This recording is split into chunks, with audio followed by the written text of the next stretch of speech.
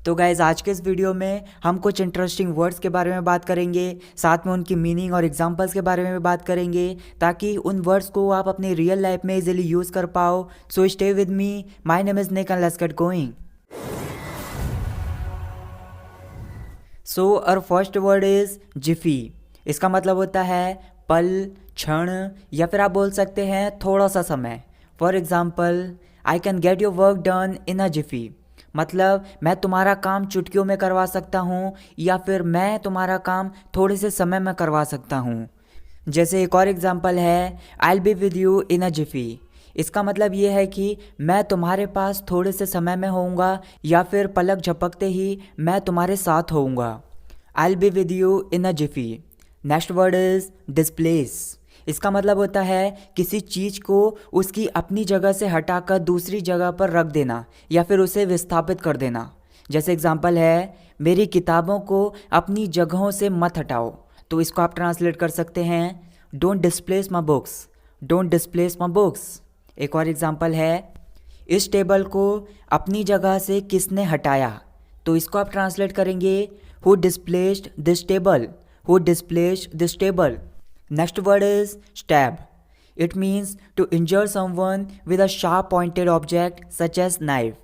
मतलब किसी नुकीली चीज़ से किसी पर्सन को घोंपना, या फिर किसी पर्सन को चोट पहुंचाना, जैसे चाकू को घोंपना। तो चलिए, जैसे एग्जांपल है, he had been stabbed in broad daylight. In broad daylight का मतलब होता है दिन दहाड़े। तो इसका मतलब है कि उसे दिन दहाड़े चाकू घोंप दिया गया। He had been stabbed in broad daylight. इसी वर्ड को इस सेंस में भी यूज़ किया जाता है, जैसे अचानक से किसी को जोर का दर्द देना या फिर तीखा दर्द देना। जैसे अगर मैं बोलूँ, she felt a stab of envy of having black gown. तो इसका मतलब है कि किसी के पास उसने ब्लैक गाउन देखा, तो वही ब्लैक गाउन उसके पास भी होने की जलन का तीखा दर्द उसने महसूस किया।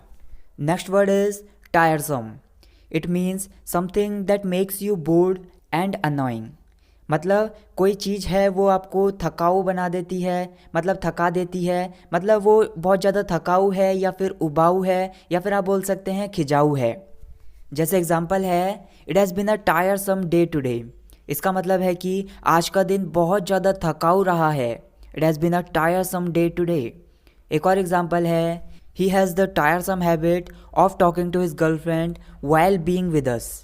इसका मतलब है कि हमारे साथ होकर अपनी गर्लफ्रेंड के साथ बात करना उसकी एक उबाऊ आदत है, या फिर खिंचाऊ आदत है। Next word is dignity. इसका मतलब होता है मान, शान, गरिमा, या फिर आप बोल सकते हैं प्रतिष्ठा। जैसे एग्जाम्पल है, इट्स बिलो माई डिग्निटी।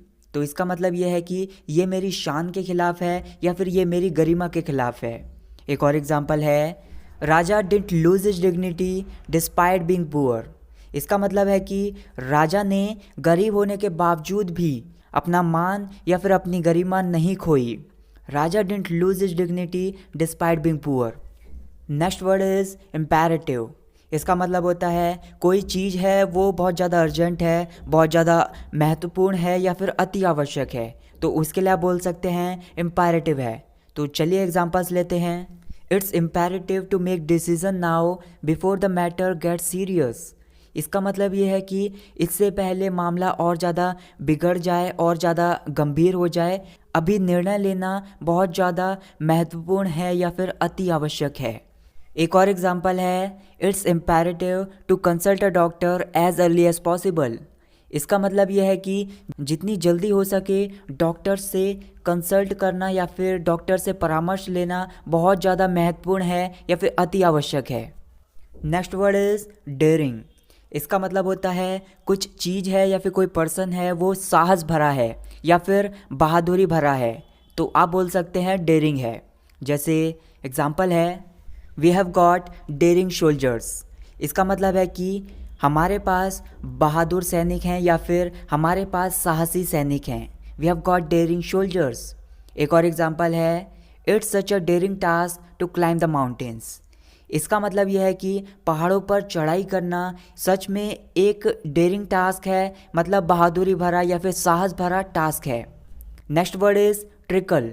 इसका मतलब है कोई लिक्विड चीज़ है वो बूंद बूंद करके टपकना या फिर चूना।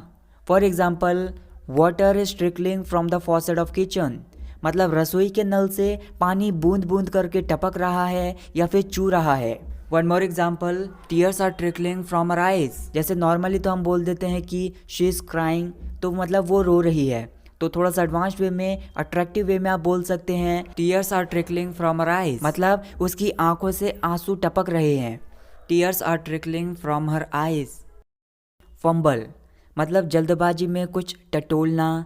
जैसे एग्जाम्पल है, when conductor asked me for change I fumbled in the pockets but I didn't get, मतलब जब कंडक्टर ने मुझसे खुले रुपए मांगे तो मैंने अपनी जेबों में टटोला लेकिन मुझे ये नहीं मिले।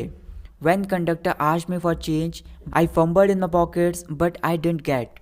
एक और एग्जांपल है, आई फंबल्ड की of bike every nook and corner of my room. Every nook and corner का मतलब होता है हर कोने में, तो इस लाइन का मतलब होगा कि मैंने अपने कमरे के हर कोने में बाइक की चाबी को टटोला। आई फंबल्ड की of bike every nook and corner of my room. Next word is scramble.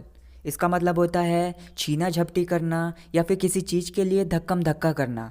जैसे एग्जांपल है, people started scrambling for seats when बस अराइव्ड, मतलब जब बस आई तो लोग सीटों के लिए धक्कम धक्का करने लग गए या फिर छीना झपटी करने लग गए। People started scrambling for seats when बस अराइव्ड। एक और एग्जांपल है, children always scramble for chips packet, मतलब चिप्स के पैकेट के लिए बच्चे हमेशा छीना झपटी करते हैं या फिर धक्कम धक्का करते हैं। So that's it guys for this video. I hope आपको इस वीडियो से कुछ ना कुछ नया जरूर सीखने के लिए मिला होगा। तो गाइस, आपके जो भी डाउट्स हैं, आपके जो भी क्वेश्चंस हैं, उन्हें मुझे कमेंट सेक्शन में बताइए। और अगर वीडियो पसंद आई तो वीडियो को लाइक कीजिए, शेयर कीजिए। Thank you so much for watching this video. I will catch you in the next video. Take care.